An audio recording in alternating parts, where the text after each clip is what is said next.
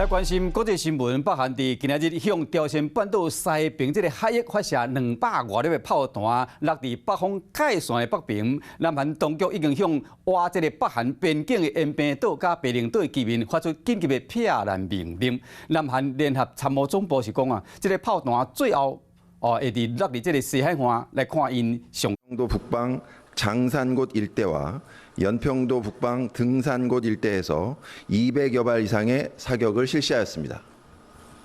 이로 인한 우리 국민과 군의 피해는 없으며 탄착 지점은 NLL 북방 일대입니다.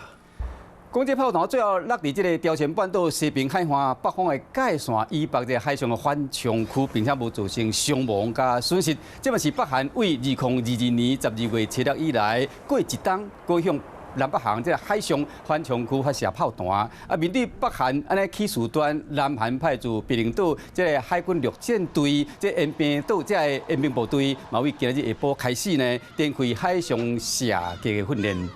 Hello， 我是雷亚，想要抢先掌握最及时的新闻资讯吗？赶快订阅、按赞、开启小铃铛，锁定华视新闻 YouTube 频道。